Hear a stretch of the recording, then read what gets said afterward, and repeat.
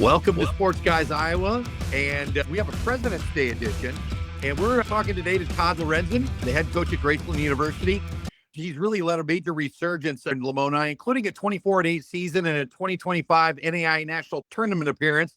Lorensen previously guided Southwestern Community College in the 2017 NJCAA Division II National Championship, earning National Coach of the Year honors.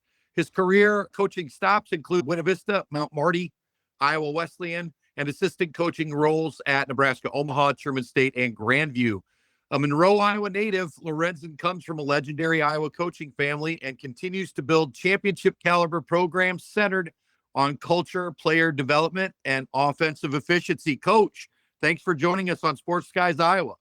Well, I appreciate you guys having me. I appreciate the kind words and looking forward to talking hoops with you guys. You bet. We always love to give coaches the space to talk about their journey. Do you just want to talk a little bit about where you started and where you're at right now? Yeah, that was a lot easier a decade ago when there weren't as many stops. And you alluded to it. I grew up in a coaching family, got to see firsthand the commitment that it takes. Obviously at the high school level with my dad being a coach there. So just grew up around it and fell in love with the game and didn't necessarily want to coach. But when I was in college playing for Dennis Schaefer at Grandview, I had that moment as a sophomore in college where, this is something I think I could do and enjoy and be good at.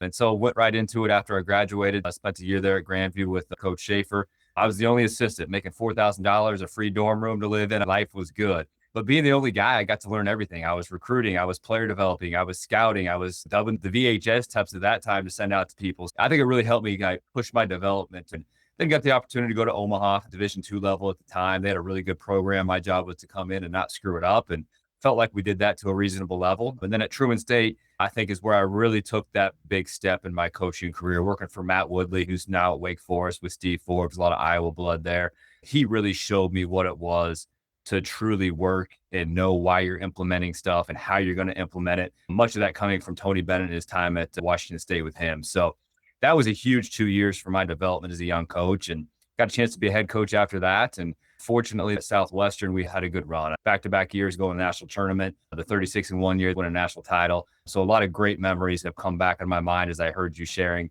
that 16-17 season. And then transitioned to BV, transitioned to the NAIA level again, and then have been fortunate to have a good success at those couple of stops since. That's awesome. We'd love to hear the history. And I don't know if you know this, but I was Dennis Schaefer's one assistant at Marycrest International University in 96, 97 season. Bless your soul. We need to talk off air sometime. Yeah, 100%. And everything you said about Dennis is accurate. So, Coach, you've really helped Graceland take major steps forward in a very short amount of time. What do you think has driven the rise of the program under your watch? Yeah, I'd be amiss if I didn't give credit to Taylor Langley, who was the head coach right before me. He took over a situation that, quite honestly, had fallen off the map. They had won maybe 1 or 2 games the year before he got here, and he's really was the key in reestablishing the building blocks of the program. His first year, they only won 8 games, and I was assistant for that one season with him.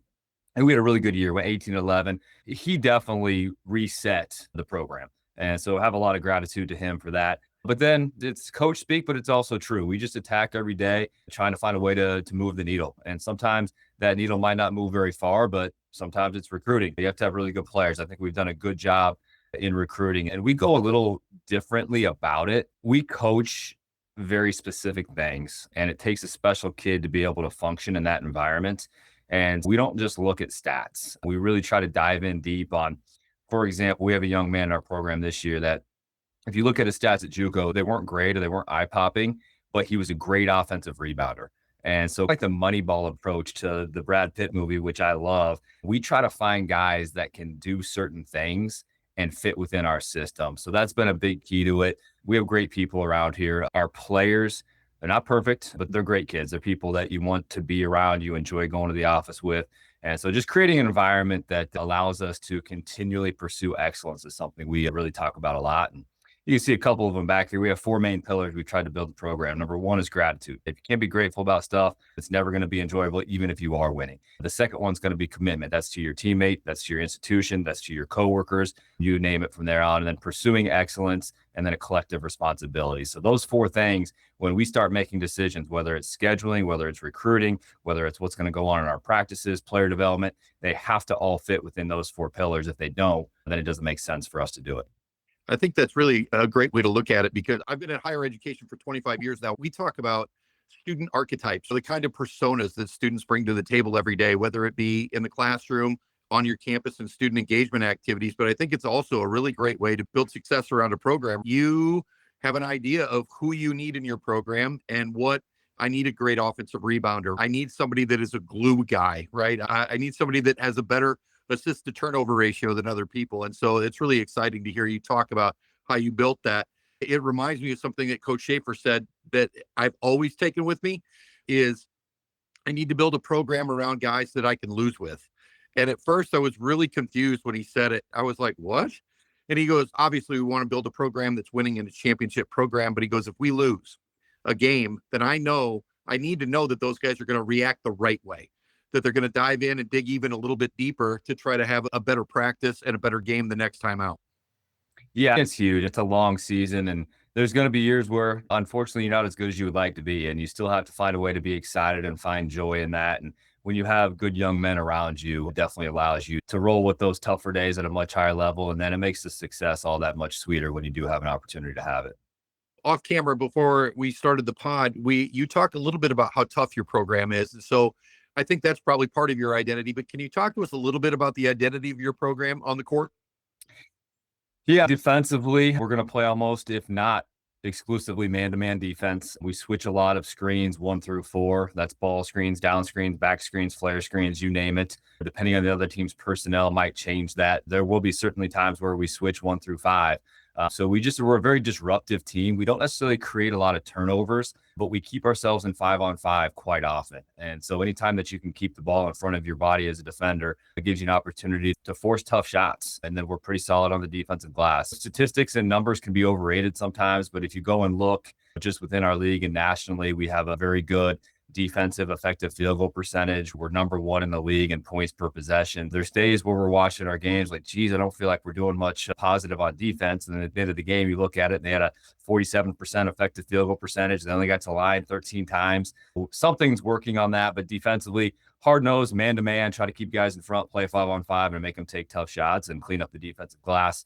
Offensively, we're very free-flowing, 5-out, motion-based offense that we just continue to evolve. Historically, back at Southwestern, I think we were ahead of the curve on the 5-out concept. Now it's become so popular, the teams we play against, they're used to seeing that kind of a dynamic. So we've had to just constantly make our minor adjustments that we think have helped us stay just a touch above the curve. And in doing so, our effective field goal percentage has been really good over the years. Our free throw rate is off the charts. We really preach playing with 2 feet, using shot fakes at the rim. And at the end of the day, sometimes a guy misses a shot where he plays off 2 feet and they're getting flustered. If I just would have projectiled myself in there, maybe I would have scored it. But then we look at the stat sheet after the game and we shot 18 more free throws than the other team. We had a true shooting percentage that was at 61, 62. In the moment, sometimes it's challenging, but when we look back, even in singular games and definitely over the courses of season, the numbers validate to the things that we're trying to accomplish.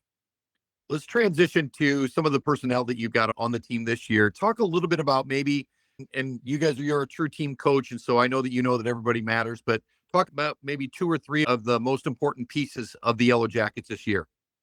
Yeah, we have Cole Bowen returning this year. He was the player of the league in the Heart last year. He was a second-team All-American. And in this era, it's hard to see that. If you're the player of the league in the Heart of America, you can play at a lot of places nationally. But he chose to come back here. I think that speaks volumes to how much he cared about the guys in his locker room. I think it speaks volumes to how much he respected our coaching staff and university. But everything started with him. We were picked to win the league preseason, in large part because he was returning, and rightfully, he's a dynamic player. He can play the 1-through-5. He can shoot it. He can score at the rim. He's physical. He can guard 1-through-5. He's literally all the things you would want on the court. And then on top of that, he's an academic scholar as well. He's just the pipe dream of a coach. He does everything at a high level. So he's where it started with. Unfortunately, he's missed 11 games this year with injuries. Looking back at where we're sitting right now, if you'd have told me we had to play 11 games without him and we're sitting where we are, I'd have taken it and ran. I'm excited about that. And then Rooney Hernandez is a kid out of the Kansas City area who's averaging around 12 points and 8 rebounds. When Cole was out, he really took a big leap. He had a game where he had 22 and 14, another double. So we really relied on him. He's a 6'7" kid who can shoot it a little bit. He's really good at the back of the basket, understands angles, gets himself into good situations in the pick and roll and the dribble handoff stuff. So those 2 guys. And then the third one would be Carson Bush. He's a third-year player out of Lincoln, Nebraska. If you walked in the gym and you looked at a roster, you'd probably say, all right, he's the guy that helps get the water at timeouts. And then you watch the basketball game, and next thing he's got 35 points. Another Iowa connection, Robbie Hoig, who is a Linville-Sully graduate. He's now the head coach at Bolivar, Missouri. He came to our Grandview game. He's got a young man that he coached in high school playing for Grandview. I've known Robbie and Reggie for years. And after the game, he shot me a text. He's like, man, your number 3 is a killer. I was watching warm-ups. I figured he didn't play. And next thing, he's got 30 points. Carson's been a huge part of us. We're excited to have those 3 guys. And as you alluded, it takes everybody. And we've got some guys who their stats maybe aren't as eye-popping, but within the walls of our locker room and our program, we know how valuable they are to us. You know, the heart is very Iowa-centric at the top right now. You've got the top 3 schools in the league, Graceland, William Penn, and Grandview are all within 1 game of each other at this point. And so you're coming into the last regular season weekend of the year, and it looks like you're going to host Grandview on Wednesday night, and then you host Baker on Saturday night. And so talk about prep this week as you get ready for the last regular season weekend of the year. Yeah, it's a huge week for everybody. Grandview's got a chance if they would come to our place and win and some other things happen to get a share of the league title. They're also in a strong position for an at-large bid in the national tournaments. A lot of key things on the line for them. Obviously, for us, we're in a position to win an outright conference title for the first time in the history of the program if we would take care of our business this week. It's a privilege to have the pressure that we feel this week. And I know, again, it's coach speak, but we're doing what we do. Yesterday was a heavy dose of getting rested mentally and physically, reviewing our game from Saturday and trying to find some things that we need to be better at, starting to get a little prep on Grandview. And then today, same thing. It's all Grandview, a couple good days of practice. And it's that time of year where you're not going to reinvent the wheel. So we're not trying to do things differently. We're just trying to do the things that have made us be successful at just a 1% better level. So hyper focused on who we are, but also clearly paying attention to the 2 teams that we're going to play and what we can do to try to make their systems not as fluid, if you will.